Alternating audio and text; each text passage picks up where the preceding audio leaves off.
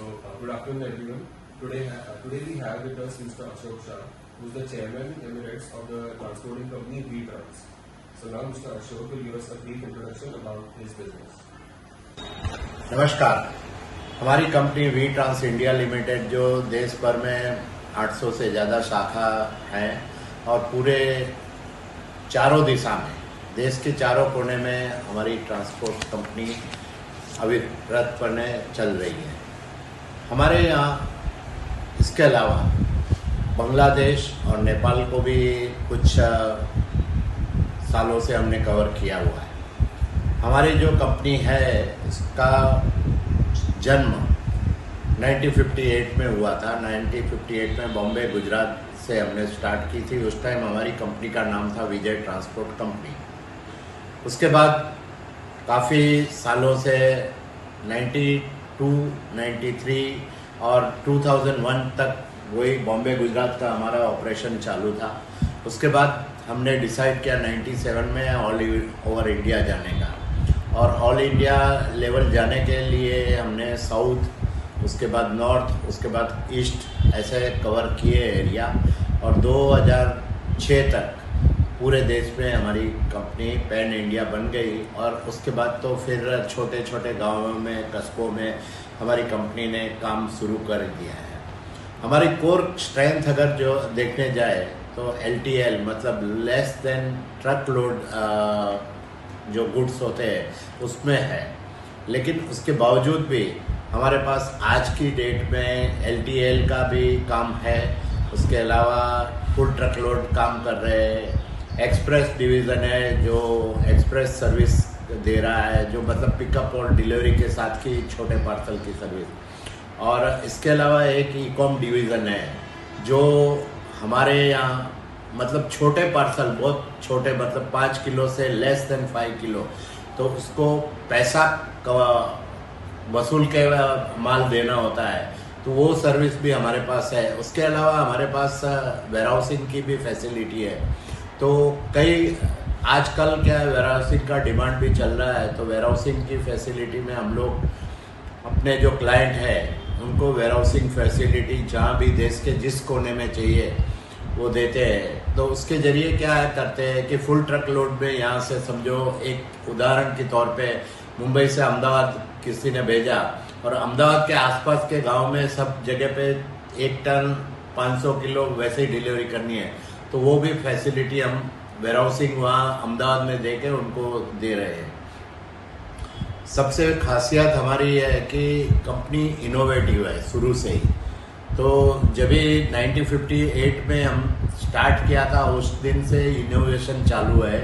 आज भी वो उतने ही स्पीड से चल रहा है। इसके अलावा टेक्नोलॉजी में अगर देखने जाए तो 1985 से हमने टेक्नोलॉजी में अपने कदम रखे हैं, और 2004 से पूरे देश में फर्स्ट कंपनी हमारी ऐसी है जिसमें ERP हमने एडॉप्ट किया था। और ERP के चलते हुए हमारी जो एक्सपांसन हुआ वो काफ़ी इजी हो सका था, क्योंकि सिंगल विंडो एक ही जगह पे बैठ के हम पूरे देश में हमारी कई क्या शाखा में क्या हो रहा है वो देख सकते थे ERP के जरिए।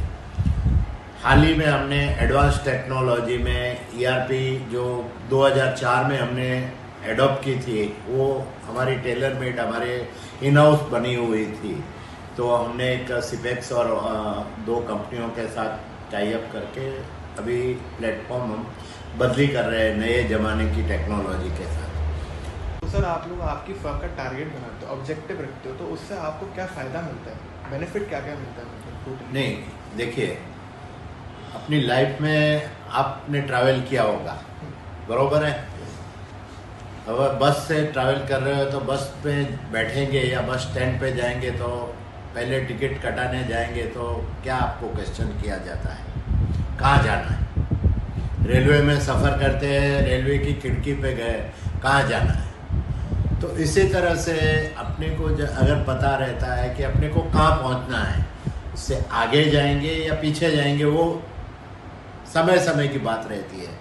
लेकिन ये टारगेट होना इसलिए ज़रूरी है कि अपना सफ़र, अपना गोल क्या है।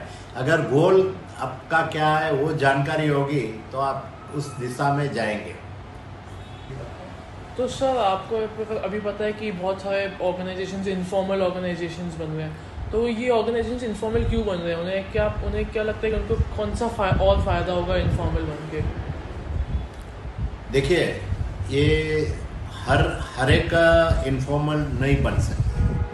आईटी इंडस्ट्री है या कुछ ऐसी इंडस्ट्री है जो रिमोट लोकेशन पे काम कर रहे हैं या उसमें इम्पोर्टेंस क्या है, अलग अलग चीज़ का।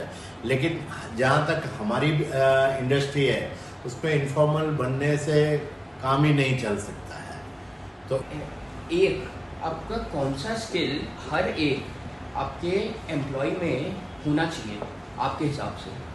देखिए, दो चीज़ मैं तो देखता हूँ हमेशा, एक एटीट्यूड है और दूसरा सेल्फ कमिटमेंट। ये दो चीज़ हो गया तो बस बाकी कोई चीज़ की ज़रूरत नहीं है। आपको जैसे कोई एक पोजीशन खाली है, आपको हायर करना है, तो आप क्या प्रेफर करोगे? बाहर से किसी को हायर करना है जो ऑर्गेनाइजेशन के अंदर ही है, उसको प्रमोट करना चाहते? नहीं, हमारी ऑर्गेनाइजेशन में देखिए फर्स्ट प्रेफरेंस है ना, विद इन ऑर्गेनाइजेशन है, कोई ये जिम्मेदारी लेना चाहता है या उसके काबिल है या काबिल नहीं भी है, समझो 80% है या 60% है, तो हम देखते हैं कि इसको काबिल बनाया जाता है बाय ट्रेनिंग, बाय कोशिश करते हैं और फर्स्ट प्रेफरेंस हम अपने विद इन ऑर्गेनाइजेशन किसी को प्रमोट करने में देते हैं। अगर तो सर आप लोगों के यहाँ आपके हाथ में रहती है पावर कि आपके नीचे वालों के पास भी रहती है पावर, सबऑर्डिनेट्स के पास? नहीं, मेन पावर आपके हाथ में? हम लोग हमारी कंपनी में हम लोग स्पेशली मैं तो पावर